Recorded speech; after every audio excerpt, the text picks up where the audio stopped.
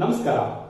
Software architecture fundamentals ನ ಕಲಿಯೋಣ course ನ ಈ ಮಾಡ್ಯೂಲ್ ಅಲ್ಲಿ ನಾವು ಸಾಫ್ಟ್ವೇರ್ ಆರ್ಕಿಟೆಕ್ಚರ್ ಅಂದ್ರೆ ಏನು, ಸಾಫ್ಟ್ವೇರ್ ಆರ್ಕಿಟೆಕ್ಟ್ ಅಂದ್ರೆ ಯಾರು, ಅವ್ರ ಎಕ್ಸ್ಪೆಕ್ಟೇಷನ್ಸ್ ಏನಿರುತ್ತೆ, ಮತ್ತೆ ಸಾಫ್ಟ್ವೇರ್ ಆರ್ಕಿಟೆಕ್ಚರ್ ಅಲ್ಲಿ ಯಾವ ತರ ಡಿಫ್ರೆಂಟ್ ರೋಲ್ಸ್ ಇರುತ್ತೆ ಅನ್ನೋದನ್ನ ಕಲಿಯೋಣ ಬನ್ನಿ.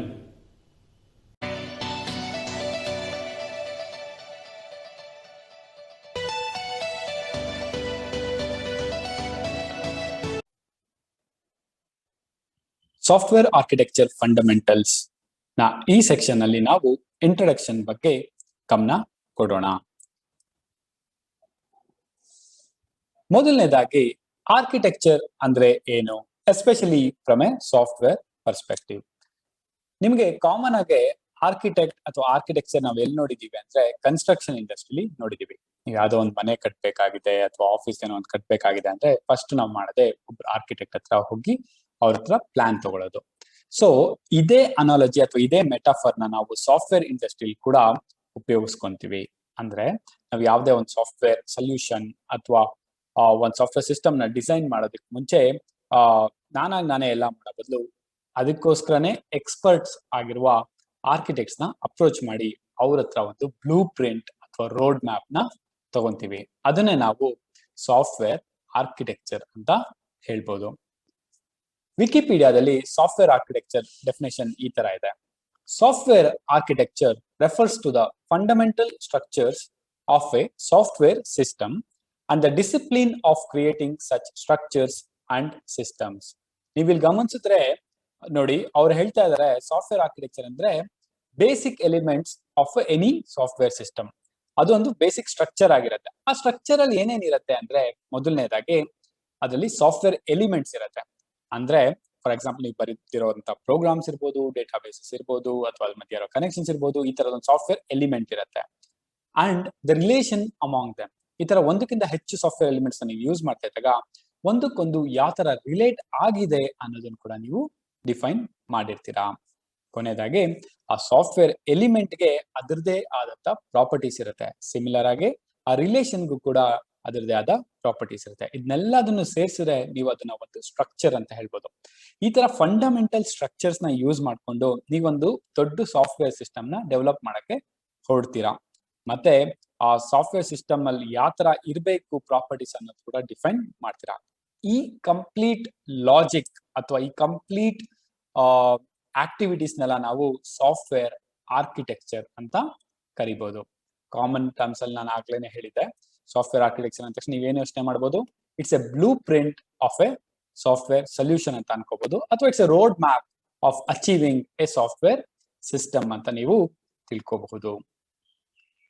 ಸೊ ಈ ಡೆಫಿನೇಷನ್ ಅಲ್ಲಿ ನಾನು ಎಷ್ಟೊಂದು ಪಾರ್ಟ್ಸ್ ಹೇಳ್ತೇನಲ್ವಾ, ಅದನ್ನ ನೀವು ಕ್ಯಾಟಗರೈಸ್ ಮಾಡಿ ಅಥವಾ main pillars of software architecture ಯಾವುದು ಅಂತ ನೋಡಿದ್ರೆ ಇದು 4 ಆಗಿರುತ್ತೆ. ಒಂದು structure, design principles, architecture decisions, ಮತ್ತೆ ಆರ್ಕಿಟೆಕ್ಚರ್ ಕ್ಯಾರೆಕ್ಟರಿಸ್ಟಿಕ್ಸ್. ಸೊ ಸ್ಟ್ರಕ್ಚರ್ ಅಂದ್ರೆ ಏನು? ಇವಾಗ ಒಂದ್ ಸಾಫ್ಟ್ವೇರ್ ಸೊಲ್ಯೂಷನ್ ಅಥವಾ ಒಂದ್ ಸಾಫ್ಟ್ವೇರ್ ನ ನೀವು ಡೆವಲಪ್ ಮಾಡಬೇಕು ಅಂದ್ರೆ ಎಲ್ಲರೂ ಒಂದೇ ಅಪ್ರೋಚ್ ಮಾಡಬೇಕು ಅಂತ ಏನು ಇಲ್ಲ. ಇವತ್ತಿನ ದಿನದಲ್ಲಿ ಬೇಸ್ಡ್ ಆನ್ ಅವ್ರು ಯಾವ ತರ ರಿಕ್ವೈರ್ಮೆಂಟ್ ಇದೆ ಮತ್ತೆ ಯಾರನ್ನ ಅವ್ರು ಕ್ಯಾಟರ್ ಮಾಡ್ತಾ ಇದ್ದಾರೆ ಅನ್ನೋದ್ರ ಮೇಲೆ ಅವರು ಆ ಸ್ಟ್ರಕ್ಚರ್ ನ ಬಿಲ್ಡ್ ಮಾಡಬಹುದು. ಫಾರ್ ಎಕ್ಸಾಂಪಲ್, ಕೆಲವರು ಸರ್ವಿಸ್ ಓರಿಯೆಂಟೆಡ್ ಆರ್ಕಿಟೆಕ್ಚರ್ ನ ಪ್ರಿಫರ್ ಮಾಡ್ತಾರೆ, ಒಬ್ರು ಮೈಕ್ರೋ ಸರ್ವಿಸಸ್ ಅಂತ ಆರ್ಕಿಟೆಕ್ಚರ್ ನ ಪ್ರಿಫರ್ ಮಾಡ್ತಾರೆ, ಒಬ್ರು ಡೇಟಾ ಡ್ರಿವನ್ ಆರ್ಕಿಟೆಕ್ಚರ್ಸ್ ನ ಪ್ರಿಫರ್ ಮಾಡ್ತಾರೆ. ಇದ್ರ ಬಗ್ಗೆ ಎಲ್ಲ ನಾವು ಮುಂದೆ ಡೀಟೇಲ್ ಆಗಿ ನೋಡ್ಬೋದು. ಈ ತರ ಡಿಫ್ರೆಂಟ್ ಸ್ಟ್ರಕ್ಚರ್ಸ್ ಇದೆ ಅಂತ ಮಾತ್ರ ನಿಮ್ಗೆ ತಿಳಿಸ್ಕೊಡುವಂತ ಪ್ರಯತ್ನ ಮಾಡ್ತಾ ಇರೋದಿಲ್ಲ. ಸೊ ಈ ತರ ಡಿಫ್ರೆಂಟ್ ಸ್ಟ್ರಕ್ಚರ್ಸ್ ಇರೋದು one of the main pillars of software architecture. So ನೀವು ಸಾಫ್ಟ್ವೇರ್ ಆರ್ಕಿಟೆಕ್ಚರ್ ಅಂದ ತಕ್ಷಣ ಫಸ್ಟ್ ಯೋಚನೆ ಮಾಡಬೇಕು, ಓಕೆ ನಾನು ಯಾವ ಸ್ಟ್ರಕ್ಚರ್ ಅಲ್ಲಿ ಇದನ್ನ ನಾನು ಡೆವಲಪ್ ಮಾಡ್ಬೇಕು ಅಥವಾ ಡಿಸೈನ್ ಮಾಡಬೇಕು ಅಂತ. Second, design principles. Design principles ಅಂದ್ರೆ ಏನು? ನಾನು ಆಗ್ಲೇ ಹೇಳ್ದೆ ಅಲ್ವಾ, ಸಾಫ್ಟ್ವೇರ್ ಆರ್ಕಿಟೆಕ್ಚರ್ ಅಲ್ಲಿ ಇಷ್ಟೊಂದು ಸ್ಟ್ರಕ್ಚರ್ಸ್ ಇದೆ ಅಂತ. ಎಲ್ಲಾ ಸ್ಟ್ರಕ್ಚರ್ಗೂ there would be some design principle. ಅಂದ್ರೆ it's more of like a guideline ಅಥವಾ ಫ್ರೇಮ್ ವರ್ಕ್ ಅಂತ ನೀವು ಹೇಳ್ಬೋದು. It is not rule that you should follow it, but ಎಲ್ಲ ಎಕ್ಸ್ಪರ್ಟ್ಸ್ ಸೇರ್ಬಿಟ್ಟು ಹೇಳಿರ್ತಾರೆ, ಓಕೆ ನೀನ್ ಸಾಫ್ಟ್ವೇರ್ ಓರಿಯೆಂಟೆಡ್ ಆರ್ಕಿಟೆಕ್ಚರ್ ನ ಫಾಲೋ ಮಾಡ್ತಾ ಇದೆಯಾ ಅಂದ್ರೆ these are the best practices, these are the best frameworks ಅಂತ. ಅವಾಗ ಎಲ್ಲರೂ ಈ ತರ best design principles best practices ನ ಇಂಪ್ಲಿಮೆಂಟ್ ಮಾಡಿದ್ರೆ everybody would get maximum benefit out of it ಅನ್ನೋದೊಂದೇ ಒಂದು ಮೇಜರ್ ಅಡ್ವಾಂಟೇಜ್.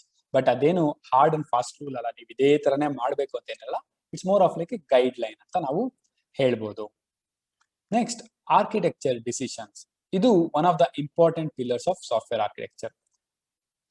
ಇವಾಗ ನೀವು ಯಾವ್ದೋ ಒಂದು ಮೇಜರ್ ಡಿಸಿಷನ್ ತಗೋಬೇಕು ಅಂತ ಅನ್ಕೊಳ್ಳಿ, ಫ್ರಮ್ ಎ ಸಿಸ್ಟಮ್ ವರ್ಕಿಂಗ್ ಅಥವಾ ಕಾಂಪೊನೆಂಟ್ ಪರ್ಸ್ಪೆಕ್ಟಿವ್. ಇಲ್ಲಿ ಒಂದು ಸಿಂಪಲ್ ಆಗಿ ಎಕ್ಸಾಂಪಲ್ ಕೊಡ್ಬೇಕು ಅಂದ್ರೆ, ನೀವು ಯಾವ್ದೇ ಒಂದು ಸೊಲ್ಯೂಷನ್ ತಗೊಂಡ್ರೆ ಅದರಲ್ಲಿ 3 ಲೇಯರ್ಸ್ ತಗೋಬಹುದು. ಒಂದು ಫ್ರಂಟ್ ಎಂಡ್, ಒಂದು ಮಿಡ್ಲ್ ವೇರ್ ಅಥವಾ ಮಿಡ್ಲ್ ಲೇಯರ್ ಅಂತ ಅನ್ಕೊಳ್ಳಿ, ಇನ್ನೊಂದು ಬ್ಯಾಕ್ ಎಂಡ್. ಈ ಬ್ಯಾಕ್ ಎಂಡ್ ನ ಯಾರ್ಯಾರು ಆಕ್ಸೆಸ್ ಮಾಡಬಹುದು ಅಂತ ಒಂದು ಕ್ವಶನ್ ಬಂದಾಗ, ನೀವು ಮಿಡ್ಲ್ ವೇರ್ ಇಂದಾನು ಆಕ್ಸೆಸ್ ಮಾಡಬಹುದು, ಮತ್ತೆ ಫ್ರಂಟ್ ಎಂಡ್ ಇಂದಾನು ಆಕ್ಸೆಸ್ ಮಾಡಬಹುದು. ಇದು ಒಂದು ಲೆಜಿಟಿಮೇಟ್ ಸೊಲ್ಯೂಷನ್ ಆಗಿರುತ್ತೆ. ಬಟ್ ನೀವು ಒಂದು ಡಿಸಿಷನ್ ತಗೋಬಹುದು ಆಸ್ ಅನ್ ಆರ್ಕಿಟೆಕ್ಟ್. ಏನಂತ? ಓಕೆ, ನನಗೆ in order to increase the security of the thing, front end ಇಂದ ಬ್ಯಾಕ್ ಎಂಡ್ ನ ಆಕ್ಸೆಸ್ ಮಾಡೋದು ಬೇಕಾಗಿಲ್ಲ. So this is more of like architecture decision what you are taking. Just front end ಯಾವಾಗ್ಲೂ middleware ಜೊತೆ interact ಮಾಡ್ಲಿ, middleware back end ಜೊತೆ interact ಮಾಡ್ಲಿ ಅನ್ನೋ ಒಂದು ಡಿಸಿಷನ್ ನೀವು ತಗೊಂತಾ ಇದ್ರಿ ಅಂದ್ರೆ it's one of an example of architecture decisions. ಈ ತರ ನೀವು ಸಾಫ್ಟ್ವೇರ್ ಆರ್ಕಿಟೆಕ್ಚರ್ ಅಲ್ಲಿ 10 ಹಲವು ಡಿಸಿಷನ್ಸ್ ನ ತಗೋಬೇಕಾಗುತ್ತೆ, which would have long term impact. ನೀವು ಒಂದ್ಸಲಿ ಫ್ರಂಟ್ ಎಂಡ್ ಇಂದ ತಗೊಳಂಗಿಲ್ಲ ಅಂತ ಹೇಳ್ಬಿಟ್ಮೇಲೆ ನೀವು ಸಿಸ್ಟಮ್ ನ ಆ ತರ ಡೆವಲಪ್ ಮಾಡ್ತಾ ಹೋಗಿರ್ತೀರಾ. ನಾಳೆ ನೀವು ಅದನ್ನ ಚೇಂಜ್ ಮಾಡ್ಬೇಕು ಅಂದ್ರೂ ಕೂಡ ಕಷ್ಟ ಆಗ್ಬಹುದು. ಸೊ ನೀವು ಏನೇ ಡಿಸಿಷನ್ ತಗೊಂತಾ ಇರ್ತೀರಾ ಅದನ್ನ ತುಂಬಾ ಯೋಚನೆ ಮಾಡಿ ತಗೋಬೇಕಾಗತ್ತೆ. ಇದು important pillar of software architecture. ನಂತರ ಇನ್ನೊಂದು ಮೇಜರ್ ಪಿಲ್ಲರ್ ಅಂದ್ರೆ ಆರ್ಕಿಟೆಕ್ಚರ್ ಕ್ಯಾರೆಕ್ಟರಿಸ್ಟಿಕ್ಸ್. ನೀವು ಯಾವುದೇ ಒಂದು ಸೊಲ್ಯೂಷನ್ ನ ಡಿಫೈನ್ ಮಾಡ್ಬೇಕಾದ್ರೆ ಅಥವಾ ಡಿಸೈನ್ ಮಾಡ್ಬೇಕಾದ್ರೆ ಕೆಲವೊಂದು ಆರ್ಕಿಟೆಕ್ಚರ್ ಕ್ಯಾರೆಕ್ಟರಿಸ್ಟಿಕ್ಸ್ ಅಂತ ಇರುತ್ತೆ. ಅದನ್ನೆಲ್ಲ ನೀವು ತಲೆಯಲ್ಲಿ ಇಟ್ಕೊಂಡೇ ಒಂದು ಸಿಸ್ಟಮ್ ನ ನೀವು ಡಿಸೈನ್ ಮಾಡ್ಬೇಕಾಗುತ್ತೆ. ಆ ಕ್ಯಾರೆಕ್ಟರಿಸ್ಟಿಕ್ಸ್ ಯಾವುದು, ಅದನ್ನ ಯಾವ ತರ ನಾವು ಯೋಚನೆ ಮಾಡ್ಬೇಕು ಅಂತೆಲ್ಲ ನಾವು ಡೀಟೇಲ್ ಆಗಿ ಮುಂದೆ ನೋಡ್ಬೋದು. ಬಟ್ ನಾನ್ ನಿಮ್ಗೆ ಇವಾಗ ಹೇಳ್ಬೇಕು ಅಂದ್ರೆ ಕ್ಯಾರೆಕ್ಟರಿಸ್ಟಿಕ್ಸ್ ಲೈಕ್ ಅವೈಲಬಿಲಿಟಿ ಅಂತ ಕರಿತೀವಿ, ಎಲಾಸ್ಟಿಸಿಟಿ, ಮತ್ತೆ ಪರ್ಫಾರ್ಮೆನ್ಸ್, ಮತ್ತೆ ಫಾಲ್ಟ್ ಟಾಲರೆನ್ಸ್, ಈ ತರದೆಲ್ಲ ಡಿಫ್ರೆಂಟ್ ಕ್ಯಾರೆಕ್ಟರಿಸ್ಟಿಕ್ಸ್ ಒಂದು ಸಿಸ್ಟಮ್ ನ ಡಿಫೈನ್ ಮಾಡುತ್ತೆ. ಅದೆಲ್ಲ ಪ್ಯಾರಾಮೀಟರ್ಸ್ ಒಂಥರ ಚೆಕ್ ಲಿಸ್ಟ್ ತರ, ಈ ಸಿಸ್ಟಮ್ ನಾನು ಡಿಫೈನ್ ಮಾಡ್ತೇನೆ ಅಂದ್ರೆ ಇಷ್ಟೆಲ್ಲ ಆಗತ್ತಾ ಈ ಪ್ಯಾರಾಮೀಟರ್ಸ್ ಎಗೇನ್ಸ್ಟ್ ಅಂತ ನಾವು ಚೆಕ್ ಮಾಡ್ಬೇಕಾಗತ್ತೆ. ಸೊ ಇದು 4 major pillars of software architecture ಅಂತ ನಾವು ಹೇಳ್ಬಹುದು. ಓಕೆ, ಇಷ್ಟೊತ್ತು ತನಕ ಆರ್ಕಿಟೆಕ್ಚರ್ ಅಂದ್ರೆ ಏನು, ಅದ್ರಲ್ಲಿ ಬರುವಂತ ಮೇಜರ್ ಪಿಲ್ಲರ್ಸ್ ನೋಡಿದ್ವಿ. ಬಟ್ ಆರ್ಕಿಟೆಕ್ಟ್ ಅಂದ್ರೆ ಏನು ಅಂತ ನೋಡೋಣ. ವಿಕಿಪೀಡಿಯಾ ಪ್ರಕಾರ A software architect is A software expert who makes high level design choices and dictates technical standards including software coding standards, tools and platform. ಮೊದಲನೇದಾಗಿ ಒಬ್ಬ ಆರ್ಕಿಟೆಕ್ಟ್ ಆಗ್ಬೇಕಂದ್ರೆ ಅವನು ಸಾಫ್ಟ್ವೇರ್ ಎಕ್ಸ್ಪರ್ಟ್ ಆಗಿರ್ಬೇಕು. ಅವನಿಗೆ ಫಸ್ಟ್ ಅಂಡ್ ಫಾರ್ಮೋಸ್ಟ್ ಸಾಫ್ಟ್ವೇರ್ ಅಂದ್ರೆ ಏನು, development ಅಂದ್ರೆ ಏನು, ಡಿಫ್ರೆಂಟ್ ಲೈಫ್ ಸೈಕಲ್ಸ್ ಅಂದ್ರೆ ಏನು ಅಂತ ಒಂದು ಬೇಸಿಕ್ ನಾಲೆಡ್ಜ್ ಆದ್ರೂ ಇರಬೇಕು. And he is the one responsible for taking high level design choices. ನಾನು ಆಗ್ಲೇ ಹೇಳಿದೆ ಅಲ್ವಾ, ಇದೆಲ್ಲ ಆರ್ಕಿಟೆಕ್ಚರಲ್ ಡಿಸಿಷನ್ಸ್ ಅಲ್ಲಿ ಬರುತ್ತೆ. ಆತರ ಚಾಯ್ಸಸ್ ಮಾಡುವಂತ ಅಥಾರಿಟಿ ಅವನ್ಗೆ ಇರುತ್ತೆ. And he dictates technical standards. ಇವಾಗ ನಿಮ್ ಟೀಮ್ ಅಲ್ಲಿ ಎಷ್ಟೊಂದು ಜನ ಡೆವಲಪರ್ಸ್, ಟೆಸ್ಟರ್ಸ್ ಮತ್ತೆ ಬಿಸ್ನೆಸ್ ಅನಲಿಸ್ಟ್ ಎಲ್ಲ ಇದ್ದು ಒಬ್ಬ ಆರ್ಕಿಟೆಕ್ಟ್ ಇದ್ದಾನೆ ಅಂದ್ರೆ ಅವರೆಲ್ಲ ಏನೇ ಸಜೆಷನ್ಸ್ ಏನೇ ಕೊಡ್ಬೋದು, ಬಟ್ ಅಲ್ಟಿಮೇಟ್ ಆಗಿ ಇದನ್ನೇ ಮಾಡಿ ಅಂತ ಹೇಳೋದು ಅಥಾರಿಟಿ ಇರೋದು ಆರ್ಕಿಟೆಕ್ಟ್ಗೆ, technical standpoint of view ಅಲ್ಲಿ. ಸೊ ಅದಕ್ಕೆ ಅಲ್ಲಿ ಹೇಳ್ತಾರೆ it dictates technical standards including ಯಾವ್ದಾದ್ರಲ್ಲಿ ಅವ್ನು ಹೇಳ್ಬೋದು, ಸಾಫ್ಟ್ವೇರ್ ಕೋಡಿಂಗ್ ಸ್ಟ್ಯಾಂಡರ್ಡ್ಸ್. ಇವಾಗ ನೀವು ಡೆವಲಪರ್ ನೀನ್ ಹೇಳ್ಬೋದು, ಇಲ್ಲ ನೀನ್ ಇದೇ ಕೋಡಿಂಗ್ ಸ್ಟ್ಯಾಂಡರ್ಡ್ ನ ಯೂಸ್ ಮಾಡ್ಕೊಂಡೆ ನೀನ್ ಕೋಡ್ ನ ಬಿಲ್ಡ್ ಮಾಡ್ಬೇಕು, ಮತ್ತೆ ಇದೇ ಟೂಲ್ಸ್ ನ ನೀನ್ ಯೂಸ್ ಮಾಡ್ಬೇಕು ಅಂತ. ಡೆವಲಪರ್ ಅವ್ನಿಗೆ ಒಂದು ಪ್ರಿಫರೆನ್ಸಸ್ ಇರುತ್ತೆ, ಇಲ್ಲ ನಾನು ಇಲ್ಲಿ ಈಸಿ ಇದೆಯಲ್ಲ ಈ ತರ ಮಾಡ್ಬಿಡ್ಬೋದಲ್ಲ ಅಂತ. ಯಾಕಂದ್ರೆ ಅವನಿಗೆ ಬಿಗ್ ಪಿಕ್ಚರ್ ಗೊತ್ತಿರಲ್ಲ. As an architect you should dictate and guide him, ಇಲ್ಲ ಈ ಟೂಲ್ ಯೂಸ್ ಮಾಡು, ಇದರಿಂದ ನಾವು ಈ ತರ ಬೆನಿಫಿಟ್ ನ ಅಚೀವ್ ಮಾಡ್ತೀವಿ ಅಂತ. ಆಮೇಲೆ ಪ್ಲಾಟ್ಫಾರ್ಮ್ಸ್ ಕೂಡ ಎಲ್ಲೆಲ್ಲಿ ಡಿಪ್ಲಾಯ್ ಆಗುತ್ತೆ, ಯಾವ ತರ ಇದನ್ನ ಯೂಸ್ ಮಾಡ್ಕೋಬೇಕು ಅನ್ನೋದನ್ನೆಲ್ಲ ಒಬ್ಬ ಸಾಫ್ಟ್ವೇರ್ ಆರ್ಕಿಟೆಕ್ಟೇ ಹೇಳೋದು. So software architect has these many powers ಅಂತ ನೀವು ಹೇಳ್ಬೋದು ಒಂದು ಸಾಫ್ಟ್ವೇರ್ ಡೆವಲಪ್ಮೆಂಟ್ ಪ್ರೋಸೆಸ್ ಅಲ್ಲಿ. So he has to be an expert in his field. So architect ಇಂದ ಏನೇನ್ ಎಕ್ಸ್ಪೆಕ್ಟೇಷನ್ಸ್ ಇರುತ್ತೆ ಅಂತ ನೋಡೋಣ. ಒಬ್ಬ ಆರ್ಕಿಟೆಕ್ಟ್ ಆಗಿದ ತಕ್ಷಣ ಬೇರೆ ಟೀಮ್ ಮೆಂಬರ್ಸ್ ಅಥವಾ ಬಿಸ್ನೆಸ್ ಅವನಿಂದ ಏನೇನ್ ಎಕ್ಸ್ಪೆಕ್ಟ್ ಮಾಡ್ತಾರೆ ಅಂತ. ಮೊದಲನೇದಾಗಿ ಎಕ್ಸ್ಪೆಕ್ಟೇಷನ್ ಇರೋದು ಹಿ ಮೇಕ್ಸ್ ಆರ್ಕಿಟೆಕ್ಚರ್ ಡಿಸಿಷನ್ಸ್. ಆಗ್ಲೇ ನಾನು ಹೇಳ್ದಂಗೆ ಇವಾಗ ಯಾವುದೋ ಒಂದು ಕಾಂಪ್ಲೆಕ್ಸ್ ಸಿಚುವೇಶನ್ ಅಲ್ಲಿ ನೀವು ಸಿಕ್ಕಾಕೊಂತೀರಾ, ಒಂದ್ 2-3 ಸೊಲ್ಯೂಷನ್ ಇರುತ್ತೆ. ಆ 2-3 ಸೊಲ್ಯೂಷನ್ ಅಲ್ಲಿ ಯಾವ್ದು ಬೆಸ್ಟ್, ಯಾತಕ್ಕೋಸ್ಕರ ಅದು ಬೆಸ್ಟ್ ಅಂತ ಡಿಸಿಷನ್ ತಗೊಳ್ಳುವಂತ ಅಥಾರಿಟಿ ಆರ್ಕಿಟೆಕ್ಟ್ಗೆ ಇರಬೇಕು. ನಂತರ he should continuously analyse the architecture. ಇವತ್ತಿನ ಫಾಸ್ಟ್ ಪೇಸ್ಡ್ ವರ್ಲ್ಡ್ ಅಲ್ಲಂತೂ ನೀವು you should be on top of your game ಅಂತ ಹೇಳ್ತೀವಿ. ಅಂದ್ರೆ ನೀವು ಇವತ್ ಡೆವಲಪ್ ಮಾಡಿರುವಂತ ಸೊಲ್ಯೂಷನ್ ಇವತ್ತಿನ ಬೆಸ್ಟ್ ಪ್ರಾಕ್ಟೀಸ್ಗೆ ಇನ್ನೊಂದು 6 ತಿಂಗಳಿಗೋ ವರ್ಷಕ್ಕೋ 2 ವರ್ಷಕ್ಕೋ ಲೆಗಸಿ ಸಿಸ್ಟಮ್ ಆಗ್ಬಿಡ್ಬೋದು. ಅಂದ್ರೆ ಹಳೇದು ಅಲ್ಲ, it's like absolute nobody is using it ಅನ್ನೋ ತರ ಆಗ್ಬಿಡ್ಬೋದು. ಅದಕ್ಕೋಸ್ಕರ ನೀವು ಯಾವಾಗ್ಲೂ ನನ್ ಮಾಡಿರುವಂತ ಆರ್ಕಿಟೆಕ್ಚರ್ ಕರೆಕ್ಟ್ ಆಗಿದ್ಯಾ, ಇವತ್ತಿನ ದಿನಕ್ಕೆ ಅದು ಟ್ರೆಂಡಿ ಆಗಿದ್ಯಾ ಇಲ್ವಾ ಅಂತ ಕಂಟಿನ್ಯೂಸ್ ಆಗಿ ಅನಲೈಸ್ ಮಾಡೋ ಕೆಪಾಸಿಟಿ ಆರ್ಕಿಟೆಕ್ಟ್ ಅಲ್ಲಿ ಇರಬೇಕು. ನಂತರ ಈ should keep current with latest trends. ಅವನು ಯಾವತ್ತೂ ಆಗ್ಲಿ ಇಂಡಸ್ಟ್ರಿ ಯಾವ ತರ ವರ್ಕ್ ಆಗ್ತದೆ, ಸಾಫ್ಟ್ವೇರ್ ಫೀಲ್ಡ್ ಯಾವ ತರ ನಡೀತಾ ಇದೆ ಅನ್ನೋದ್ರ ಬಗ್ಗೆ ಗಮನ ಕೊಟ್ಟಿರ್ಲೇಬೇಕು. ಇವಾಗ ಫಾರ್ ಎಕ್ಸಾಂಪಲ್ ನೀವು ಯಾವ್ದೋ ಒಂದು ಫೈನಾನ್ಷಿಯಲ್ ಇಂಡಸ್ಟ್ರಿಲಿ ಇದ್ದೀರಾ ಅಂತ ಅನ್ಕೊಳ್ಳಿ. ಇನ್ನೊಂದ್ 2 ವರ್ಷ ಆದ್ಮೇಲೆ ಏನೋ ಒಂದು ರೂಲ್ ಚೇಂಜ್ ಆಗೋಗ್ತಾ ಇದೆ, ಇವಾಗ ಕ್ರಿಪ್ಟೋ ಕರೆನ್ಸಿ ರಿಲೇಟೆಡ್ ಜಾಸ್ತಿ ಸೊಲ್ಯೂಷನ್ಸ್ ಬರ್ತಾ ಇದೆ ಅಂತ ಎಲ್ಲ ಯೋಚನೆ ಮಾಡ್ತಾರೆ. You should see the trend whether it is just a bubble, ಇದೊಂದು ಸುಮ್ಮನೆ ಹೈಪ್ ಕ್ರಿಯೇಟ್ ಆಗ್ತಾ ಇದೆಯಾ ಅಥವಾ it is really making its ground. ಅದ್ರ ಪ್ರಕಾರ ನನ್ನ ಸಿಸ್ಟಮ್ಸ್ ನಮ್ಮ ಕಂಪ್ನಿನ ನಾನು ಅದ್ರ ಪ್ರಕಾರ ತಗೊಂಡು ಹೋಗ್ಬೇಕಾ ಬೇಡವಾ ಅನ್ನೋದನ್ನೆಲ್ಲ ಗೇಜ್ ಮಾಡ್ತಾ ಇರಬೇಕು. He should keep current with latest trends. Next, ensure compliance with decisions. ನಾನು ಫಸ್ಟ್ ಪಾಯಿಂಟ್ ಅಲ್ಲಿ ಹೇಳಿದೆ ಅವನು ಆರ್ಕಿಟೆಕ್ಚರ್ ಡಿಸಿಷನ್ಸ್ ತಗೋಬೇಕು ಅಂತ. Yes, agreed. ಅವನ್ಗೆ ಡಿಸಿಷನ್ಸ್ ತಗೊಂತಾ ಇರ್ಬೇಕಾದ್ರೆ ಅವ್ನ ತಲೆಯಲ್ಲಿ ಒಂದು ಇಟ್ಕೊಂಡಿರ್ಬೇಕು, ಏನದು ಕಂಪ್ಲೈನ್ಸ್. ಕಂಪ್ಲೈನ್ಸ್ ಅಂದ್ರೆ ಕೆಲವೊಂದು ಗೌರ್ಮೆಂಟ್ ರೆಗ್ಯುಲೇಟರಿ ಬಾಡೀಸ್ ಇರುತ್ತೆ, ಅದು ಕೆಲವೊಂದು ರೂಲ್ಸ್ ಹಾಕಿರತ್ತೆ. ಆ ರೂಲ್ಸ್ ನಾವು ಮೀರಕ್ಕಾಗಲ್ಲ. ಆ ರೂಲ್ಸ್ ಪ್ರಕಾರನೇ ನಾವು ಏನೇ ಸೊಲ್ಯೂಷನ್ಸ್ ಡೆವಲಪ್ ಮಾಡಿದ್ರು ಒಳಗಡೆನೆ ಇರಬೇಕು. ಫಾರ್ ಎಕ್ಸಾಂಪಲ್, ನೀವು ಯಾವ್ದೋ ಒಂದು ಫೈನಾನ್ಷಿಯಲ್ ಇಂಡಸ್ಟ್ರಿ ಇದ್ದೀರಾ ಅಥವಾ ಬ್ಯಾಂಕಿಂಗ್ ಇಂಡಸ್ಟ್ರಿ ಇದ್ದೀರಾ ಅನ್ಕೊಳ್ಳಿ. ಅವ್ರು ಹೇಳಿರ್ತಾರೆ ಎಲ್ಲಾ ಟ್ರಾನ್ಸಾಕ್ಷನ್ಸ್ ಕೂಡ ಡೇಟಾ ಬೇಸ್ ಅಲ್ಲಿ ಕಮಿಟ್ ಆಗಿರ್ಬೇಕು with the history for next past 1 year ಅಂತ ಹೇಳಿದ್ರು ಅಂದ್ರೆ that is like A compliance rule. ಅದನ್ನ ಯಾವುದೇ ಸೊಲ್ಯೂಷನ್ ಬ್ಯಾಂಕಿಂಗ್ ಸೊಲ್ಯೂಷನ್ ತಗೊಂಡ್ ಬಂದ್ರು ಅದು ಇರ್ಲೇಬೇಕು ಅಂತ ಇರುತ್ತೆ.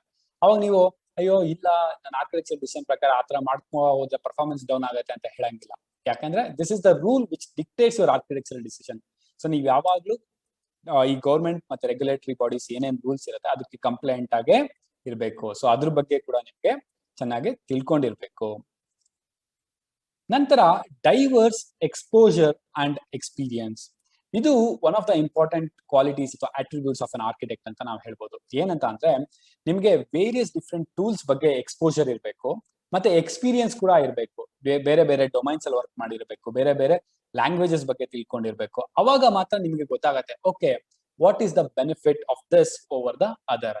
ನೀವು ಬರೀ ಒಂದೇ ಒಂದ್ರಲ್ಲಿ ತುಂಬಾ ಚೆನ್ನಾಗಿ ತಿಳ್ಕೊಂಡಿದ್ರೆ ಬೇರೆದ್ ಏನ್ ಆಫರ್ ಮಾಡ್ತಾ ಇದೆ ಅಂತ ಗೊತ್ತಿಲ್ಲ ಅಂದ್ರೆ ನೀವು ಆರ್ಕಿಟೆಕ್ಟ್ ಆಗಿ ಹೈ ಲೆವೆಲ್ ಅಲ್ಲಿ ಸೊಲ್ಯೂಷನ್ಸ್ ಕೊಡೋದು ಕಷ್ಟ ಆಗ್ತಾ ಹೋಗುತ್ತೆ. So at least you should do your own reading, have some hands on experience in different fields and tools ಅಂತ ಹೇಳೋದು. ನಂತರ have business domain knowledge. For example, ನೀವು ಯಾವ್ದೋ ಒಂದು ಇನ್ಶೂರೆನ್ಸ್ ಇಂಡಸ್ಟ್ರಿಗೆ ಸೊಲ್ಯೂಷನ್ ಸಜೆಸ್ಟ್ ಮಾಡ್ತಾ ಇದ್ದೀರಾ ಅಂದ್ರೆ ಫಸ್ಟ್ ಅಂಡ್ ಫಾರ್ಮೋಸ್ಟ್ ನಿಮ್ಗೆ ಬೇಸಿಕ್ಸ್ ಆಫ್ ಇನ್ಶೂರೆನ್ಸ್ ಇಂಡಸ್ಟ್ರಿ ಗೊತ್ತಿರಬೇಕು. ಅದು ಯಾವ ತರ ವರ್ಕ್ ಆಗುತ್ತೆ. ಫಸ್ಟ್ ಅಂಡ್ ಫಾರ್ಮೋಸ್ಟ್ ಒಬ್ಬನಿಗೆ ಇನ್ಶೂರೆನ್ಸ್ ಪ್ರೊವೈಡ್ ಮಾಡ್ಬೇಕು ಅಂದ್ರೆ ಏನೇನೆಲ್ಲ ಕ್ವಾಲಿಟೀಸ್ ನೋಡ್ತಾರೆ. ಇವಾಗ ಮೋಟಾರ್ ಇನ್ಶೂರೆನ್ಸ್ಗೆ ಡಿಫ್ರೆಂಟ್ ಕ್ರೈಟೀರಿಯಾ ಇರುತ್ತೆ, ಲೈಫ್ ಇನ್ಶೂರೆನ್ಸ್ಗೆ ಡಿಫ್ರೆಂಟ್ ಕ್ರೈಟೀರಿಯಾ ಇರುತ್ತೆ. ನಾನು ನಿಮ್ಗೆ ಬಿಸ್ನೆಸ್ ಎಕ್ಸ್ಪರ್ಟ್ ಆಗು ಅಂತ ಹೇಳ್ತಾ ಇಲ್ಲ, ಅಟ್ಲೀಸ್ಟ್ ಆ ಡೊಮೈನ್ ನಾಲೆಡ್ಜ್ ಇರಬೇಕು. ಯಾವ ತರ ಏನು ಅಂತ ಹೈ ಲೆವೆಲ್ ನಾಲೆಡ್ಜ್ ಅವರು ನೀವು ತಿಳ್ಕೊಂಡಿರ್ಲೇಬೇಕು. ಇವಾಗ ಇನ್ಶೂರೆನ್ಸ್ ಅಲ್ಲಿ ಕಲ್ತ್ಕೊಂಡಿರ್ತೀರಾ, ನೆಕ್ಸ್ಟ್ ನಿಮ್ಗೆ ಯಾವ್ದೋ ಒಂದು ಗೌರ್ಮೆಂಟ್ ಸೆಕ್ಟರ್ಗೆ ಹಾಕ್ತಾರೆ ಅಥವಾ ಇನ್ನೊಂದು ಯಾವ್ದೋ ಬ್ಯಾಂಕಿಂಗ್ ಸೆಕ್ಟರ್ಗೆ ಹಾಕ್ತಾರೆ ಅಂದ್ರೆ ನೀವು ಅಲ್ಲಿ ಕೂಡ ಫಾಸ್ಟ್ ಕ್ವಿಕ್ ಲರ್ನರ್ ಆಗಿ ಅಲ್ಲಿನ ಡೊಮೈನ್ ನ ತಿಳ್ಕೋಬೇಕಾಗತ್ತೆ. ಅವಾಗ ಮಾತ್ರ ನೀವು ಯಾವ್ದೋ ಒಂದು ಟೆಕ್ನಿಕಲ್ ಸೊಲ್ಯೂಷನ್ ಕೊಡ್ತಾ ಇದ್ರು ಇಟ್ ವಿಲ್ ಅಲೈನ್. ನಂತರ possess inter personal skills.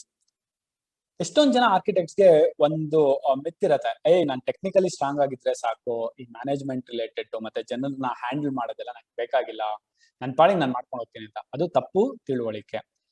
Architect ಆದವನು ಡಿಫ್ರೆಂಟ್ ಟೀಮ್ಸ್ ಮತ್ತೆ ಡಿಫ್ರೆಂಟ್ ಪೀಪಲ್ ಜೊತೆ ಇಂಟರಾಕ್ಟ್ ಮಾಡ್ಬೇಕಾಗತ್ತೆ. ಸೊ ಅದಕ್ಕೋಸ್ಕರ ಅವನು ಈ ಸಾಫ್ಟ್ ಸ್ಕಿಲ್ಸ್ ಅಥವಾ ಇಂಟರ್ ಪರ್ಸನಲ್ ಸ್ಕಿಲ್ಸ್ ಅಂತ ನಾವೇನ್ ಕರಿತೀವಿ ಅದನ್ನ ಚೆನ್ನಾಗಿ ತಿಳ್ಕೊಂಡಿರ್ಬೇಕಾಗತ್ತೆ. Understand and navigate politics. ಒಂದು ದೊಡ್ಡ ಸೊಲ್ಯೂಷನ್ ನೀವು ಸಜೆಸ್ಟ್ ಮಾಡ್ತಾ ಇದ್ದೀರಾ ವಿತ್ ವೇರಿಯಸ್ ಡಿಫ್ರೆಂಟ್ ಟೀಮ್ಸ್ ಅಂದ್ರೆ ಎಲ್ಲಾ ಟೀಮ್ಸ್ಗೂ ಅವ್ರದೇ ಆದ ಪ್ರಿಯಾರಿಟೀಸ್ ಇರುತ್ತೆ, ಅವ್ರದೇ ಆದ ಕನ್ಸರ್ನ್ಸ್ ಇರುತ್ತೆ. Yes, agreed. So there would be room for some conflicts, clashes ಎಲ್ಲ ಇದ್ದೇ ಇರುತ್ತೆ. ಈ ಆರ್ಕಿಟೆಕ್ಟ್ ಅದನ್ನು ಅದನ್ನೆಲ್ಲ ಸಂಭವಿಸ್ಕೊಂಡು ಆರಾಮಾಗಿ ಎಲ್ಲಾದ್ನೂ ಒಂದೇ ಸ್ಟೇಜ್ ತಗೊಂಡ್ಬಂದು ಅಗ್ರಿ ಮಾಡೋ ತರ ಮಾಡಿ ಸೊಲ್ಯೂಷನ್ ನ ಡೆವಲಪ್ ಮಾಡ್ತಾ ತಗೊಂಡ್ ಹೋಗ್ಬೇಕಾಗತ್ತೆ. ಇದೆಲ್ಲ ಆಕ್ಟಿವಿಟೀಸ್ ಒಬ್ಬ ಆರ್ಕಿಟೆಕ್ಟ್ ಇಂದ ನಾವು ಎಕ್ಸ್ಪೆಕ್ಟ್ ಮಾಡ್ತೀವಿ. ಓಕೆ, ಇಷ್ಟೆಲ್ಲ ನಾನು ಹೇಳಿದ್ದು ಒಂಥರ basic qualities of an architect ಆಯ್ತು. ಈ ತರ ಆರ್ಕಿಟೆಕ್ಟ್ ನ ಡಿಫ್ರೆಂಟ್ ರೋಲ್ಸ್ ಯಾವ ತರ ಇರುತ್ತೆ ಅಂತ ನೋಡ್ಬೇಕಂದ್ರೆ, ಮೊದಲನೇದಾಗಿ ನೀವು ನೋಡಿರ್ಬೋದು, ಆರ್ಕಿಟೆಕ್ಟ್ ಅನ್ನೋದು ಕಾಮನ್ ಆಗಿ ಇಷ್ಟೆಲ್ಲ ಎಕ್ಸ್ಪೆಕ್ಟೇಷನ್, ಅದ್ರ ಜೊತೆಗೆ ಎಕ್ಸ್ಪರ್ಟೈಸ್ ಆಗಿರ್ತಾರೆ ಕೆಲವೊಂದ್ ಸೆಕ್ಟರ್ಸ್ ಅಲ್ಲಿ. ಅದು ಯಾವ್ದು ಅಂದ್ರೆ ಎಂಟರ್ಪ್ರೈಸ್ ಆರ್ಕಿಟೆಕ್ಟ್ ಅಂತ. ಇವರು ಒಂದು ದೊಡ್ಡ ಇಂಡಸ್ಟ್ರಿಲಿ ಎಂಡ್ ಟು ಎಂಡ್ ಸೊಲ್ಯೂಷನ್ ಕೊಡೋ ತರ ನಾಲೆಡ್ಜ್ ಇಟ್ಕೊಂಡಿರ್ತಾರೆ. ಕೆಲವರು ಸಿಸ್ಟಮ್ ಆರ್ಕಿಟೆಕ್ಟ್ಸ್ ಆಗಿರ್ತಾರೆ ಅಥವಾ ಸೊಲ್ಯೂಷನ್ ಆರ್ಕಿಟೆಕ್ಟ್ಸ್ ಆಗಿರ್ತಾರೆ. ಅವರು ಬೇಸಿಕ್ ಆಗಿ ಒಂದು ಸಿಸ್ಟಮ್ ನ ಒಂದು ಮಾಡ್ಯೂಲ್ ನ ಇನ್ ಅಂಡ್ ಔಟ್ ತಿಳ್ಕೊಂಡು ಅದ್ರ ಬಗ್ಗೆ ಎಕ್ಸ್ಪರ್ಟ್ಸ್ ಆಗಿರ್ತಾರೆ. ಕೆಲವರು ಡೇಟಾ ಆರ್ಕಿಟೆಕ್ಟ್ಸ್, ಲೈಕ್ ಡೇಟಾ ಯಾವ ತರ ಸೇವ್ ಆಗ್ಬೇಕು, ಯಾವ ತರ ಪ್ರೋಸೆಸ್ ಆಗ್ಬೇಕು, ಯಾವ ತರ ಇದ್ರೆ ನಾವು ಚಾರ್ಟ್ಸ್ ನ ಬಿಸ್ನೆಸ್ ಗೆ ಈಸಿಯಾಗಿ ತೋರಿಸಬಹುದು, ಇದ್ರ ಬಗ್ಗೆ ಎಲ್ಲ ಹೇಳ್ತಾ ಇರ್ತಾರೆ. ನೆಕ್ಸ್ಟ್ ಇಂಟಿಗ್ರೇಷನ್ ಆರ್ಕಿಟೆಕ್ಟ್ ಅಂದ್ರೆ ನಿಮ್ ಸಿಸ್ಟಮ್ ಅಲ್ಲಿ ವೇರಿಯಸ್ ಡಿಫ್ರೆಂಟ್ ಕಾಂಪೋನೆಂಟ್ಸ್ ಇದ್ರೆ ಅದು ಒಂದಕ್ಕೊಂದು ಯಾವ ತರ ಇಂಟ್ರಾಕ್ಟ್ ಆಗುತ್ತೆ, ಅದ್ರ ಮಧ್ಯ ಮೆಸೇಜಸ್ ಯಾವ ತರ ಪಾಸ್ ಆನ್ ಆಗುತ್ತೆ, ಅದನ್ನ ಟೈಮ್ ನ ಯಾವ ತರ ರಿಡ್ಯೂಸ್ ಮಾಡೋದು, ಪರ್ಫಾರ್ಮೆನ್ಸ್ ಯಾವ ತರ ಇಂಪ್ರೂವ್ ಮಾಡೋದು, ಇದ್ರ ಬಗ್ಗೆ ಎಲ್ಲ ಅವ್ರಿಗೆ ತಿಳಿದಿರುತ್ತೆ. ನೆಕ್ಸ್ಟ್ ಸೆಕ್ಯೂರಿಟಿ ಆರ್ಕಿಟೆಕ್ಟ್ ಅಂದ್ರೆ ನಿಮ್ದೊಂದು ಕಾಂಪೊನೆಂಟ್ ಅಥವಾ ಒಂದು ಸೊಲ್ಯೂಷನ್ ಬೇರೆ ಔಟ್ಸೈಡ್ ಥ್ರೆಟ್ಸ್ ಇಂದ ಯಾವ ತರ ಸೇವ್ ಮಾಡ್ಕೊಳ್ಳೋದು, ಕಾಮನ್ ಆಗಿರುವಂತ ಸೆಕ್ಯೂರಿಟಿ ಲೂಪೋಲ್ಸ್ ಏನು, ಅದನ್ನ ಯಾವ ತರ ಅವಾಯ್ಡ್ ಮಾಡೋದು, ಇದ್ರ ಬಗ್ಗೆ ಎಲ್ಲ ಚೆನ್ನಾಗಿ ತಿಳ್ಕೊಂಡಿರ್ತಾರೆ. ಅದು ಇತ್ತೀಚೆಗಂತೂ ಇವಾಗ ಕರೆಂಟ್ ಟ್ರೆಂಡ್ ಇರೋದು everybody is developing solutions on cloud ಅಥವಾ ಮೂವಿಂಗ್ ಟುವರ್ಡ್ಸ್ ಕ್ಲೌಡ್ ಆಗಿರೋದ್ರಿಂದ ಕ್ಲೌಡ್ ಆರ್ಕಿಟೆಕ್ಟ್ಸ್ ಗೆ ತುಂಬಾ ಡಿಮ್ಯಾಂಡ್ ಇದೆ. ಅವರು ಕ್ಲೌಡ್ ನ ಇನ್ ಅಂಡ್ ಔಟ್ ಫೀಚರ್ಸ್ ಏನು, ಏನೇನು ಆಫರಿಂಗ್ಸ್ ಇದೆ ಅನ್ನೋದನ್ನೆಲ್ಲ ತಿಳ್ಕೊಂಡಿರ್ಬೇಕು. ಮತ್ತೆ ಈ ಸೊಲ್ಯೂಷನ್ ಗೆ ಯಾವ್ದು ಬೆಸ್ಟ್ ಸೂಟೆಡ್ ಸರ್ವಿಸ್ ಅಂತಾನು ಗೊತ್ತಿರಬೇಕು. ಈ ತರ ಡಿಪೆಂಡಿಂಗ್ ಅಪಾನ್ ಯಾವ ಸೊಲ್ಯೂಷನ್ ಎಲ್ಲೆಲ್ಲಿ ಇದೆ ಅನ್ನೋದ್ರ ಮೇಲೆ ನೀವು ಆರ್ಕಿಟೆಕ್ಟ್ಸ್ ನ ನೋಡ್ತಾ ಹೋಗ್ಬೋದು. It's not that one organisation ಅಂದ್ರೆ ಒಂದು ಆರ್ಕಿಟೆಕ್ಟ್ ಅಂದ್ರೆ ಒಂದೇ ಸೆಟ್ ಆಫ್ ರೋಲ್ಸ್ ಇರುತ್ತೆ ಅಂತ ಹೇಳಕ್ಕಾಗಲ್ಲ. Depending upon their expertise you can have architects in various different fields.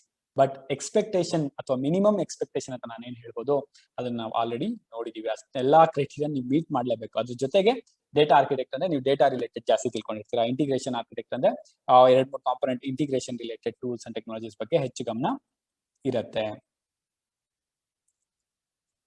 ನೀವು ಸಾಫ್ಟ್ವೇರ್ ಇಂಡಸ್ಟ್ರಿಯಲ್ಲಿ ಸ್ವಲ್ಪ ಎಕ್ಸ್ಪೀರಿಯನ್ಸ್ ಇದೆ ಅಂದ್ರೆ ನೀವು ಕಾಮನ್ ಆಗಿ ಆರ್ಕಿಟೆಕ್ಟ್ಸ್ ಜೊತೆ ಇಂಟ್ರಾಕ್ಟ್ ಮಾಡ್ಬೇಕಾದ್ರೆ ನೀವು ಒಂದು ಕಾಮನ್ ಫ್ರೇಸ್ ಕೇಳೇ ಇರ್ತೀರಾ. ಅದೇನು ಅಂತ ಗೆಸ್ ಮಾಡ್ತೀರಾ? ಎಸ್, ಹೌದು, ಅದು ಇಟ್ ಡಿಪೆಂಡ್ಸ್ ಅಂತ. ನೀವು ಒಬ್ರು ಆರ್ಕಿಟೆಕ್ಟ್ ಹತ್ರ ಹೋಗ್ಬಿಟ್ಟು ಯಾವ್ದೋ ಒಂದು ಪ್ರಾಬ್ಲಮ್ ಡಿಸ್ಕಷನ್ ಮಾಡ್ತಾ ಇದ್ದೀರಾ, ಒಂದು ಸೊಲ್ಯೂಷನ್ ಬಗ್ಗೆ ಕೇಳ್ತಾ ಇದ್ದೀರಾ ಅಂದ್ರೆ ನೀವು ಓವರ್ ಆಲ್ ಎಲ್ಲಾ ಡೀಟೇಲ್ಸ್ ಜೊತೆ ಹೋಗ್ಬೇಕು. ಸುಮ್ನೆ ನಾನೊಂದು ಫಿನ್ಟೆಕ್ ಸೊಲ್ಯೂಷನ್ ಮಾಡ್ತಾ ಇದ್ದೀನಿ, ಅದಕ್ಕೆ ನಾನು SOA ಆರ್ಕಿಟೆಕ್ಚರ್ ಯೂಸ್ ಮಾಡ್ಲಾ ಅಂದ್ರೆ ಅವ್ರು ಹೇಳೋದು ಇಟ್ ಡಿಪೆಂಡ್ಸ್. ಹಾಗೆ ನೀವೊಂದು ಹೋಗ್ಬಿಟ್ಟು ನಾನೊಂದು ಗೌರ್ಮೆಂಟ್ಗೆ ಒಂದು ಡೇಟಾ ಎಂಟ್ರಿ ರಿಲೇಟೆಡ್ ಸೊಲ್ಯೂಷನ್ ನ ಪ್ರಪೋಸ್ ಮಾಡ್ತಾ ಇದ್ದೀನಿ, ಅದಕ್ಕೆ ನಾನು ಅರಾಕಲ್ ಡೇಟಾಬೇಸ್ ಯೂಸ್ ಮಾಡ್ಬೋದಾ ಅಂತ ನೀವು ಕೇಳಿದ್ರೆ ಅವ್ರು ಹೇಳ್ತಾರೆ ಇಟ್ ಡಿಪೆಂಡ್ಸ್ ಅಂತ. ಯಾಕಂದ್ರೆ ಇಟ್ ಡಿಪೆಂಡ್ಸ್ ಅನ್ನೋದು ನೋಡ್ಬೇಕು, ನೀನ್ ಯಾವ್ದ್ರ ಮೇಲಿದೆ ಅನ್ನೋದನ್ನ ನಾನು ನೋಡಿ ಹೇಳ್ತೀನಿ ಅನ್ನೋದ್ರ ತರ ಫ್ರೇಸ್ ನ ನಾವು ಅರ್ಥ ಮಾಡ್ಕೋಬಹುದು. So this is one of the common phrase what architects use. So ನೀವು ಈ ಲಿಂಗೋನ ನೀವು ಯೂಸ್ ಮಾಡ್ಕೋಬಹುದು common day to day life ಅಲ್ಲಿ ಕೂಡ. ಯಾರ ಸುಮ್ಮನೆ ಇನ್ಆಕ್ಯುರೇಟ್ ಡೀಟೇಲ್ಸ್ ಜೊತೆ ಬಂದಿದ್ದಾರೆ ಸೊಲ್ಯೂಷನ್ಗೆ, you can tell it depends ಅಂತ. ಈ ಕಂಪ್ಲೀಟ್ ಕೋರ್ಸ್ ಏನಿದೆ ಅದಕ್ಕೆ ನಾನು ತಗೊಂಡಿರುವಂತ ಬುಕ್ ರೆಫರೆನ್ಸ್ ಯಾವುದು ಅಂದ್ರೆ ಮಾರ್ಕ್ ರಿಚರ್ಡ್ಸ್ ಮತ್ತೆ ನೀಲ್ ಫೋರ್ಡ್ ಅವರು ಬರ್ತಿರುವ ಫಂಡಮೆಂಟಲ್ಸ್ ಆಫ್ ಸಾಫ್ಟ್ವೇರ್ ಆರ್ಕಿಟೆಕ್ಚರ್ ಅಂತ. ನಿಮ್ಗೇನಾರ ಚಾನ್ಸ್ ಸಿಕ್ಕಿದ್ರೆ ದಯಮಾಡಿ ಈ ಪುಸ್ತಕನ ಓದಿ. ನಮ್ಮ ಕಲಿಯೋಣ ವೆಬ್ಸೈಟ್ ನ ನೀವು ಲಾಗಿನ್ ಆದರೆ ಅದರಲ್ಲಿ ಎಷ್ಟೊಂದು ಟೆಕ್ನಿಕಲ್, ನಾನ್ ಟೆಕ್ನಿಕಲ್ ಕೋರ್ಸಸ್ ನಿಮ್ಗೆ ಲಭ್ಯವಾಗಿದೆ. ಇದರ ಸದುಪಯೋಗ ಪಡಿಸ್ಕೊಳ್ಳಿ, ನಿಮ್ಮ ಸ್ನೇಹಿತರಿಗೂ ತಿಳಿಸಿ. ಹಾಗೆ ನಮ್ಮ ಯೂಟ್ಯೂಬ್ ಚಾನೆಲ್ನ ಫ್ರೀ ಆಗಿ ಸಬ್ಸ್ಕ್ರೈಬ್ ಆಗೋದು ಮರಿಬೇಡಿ. ಈ ವಿಡಿಯೋ ಇಷ್ಟ ಆಗಿದ್ರೆ ನಿಮ್ ಫ್ರೆಂಡ್ಸ್ ಜೊತೆ ಶೇರ್ ಮಾಡಿ.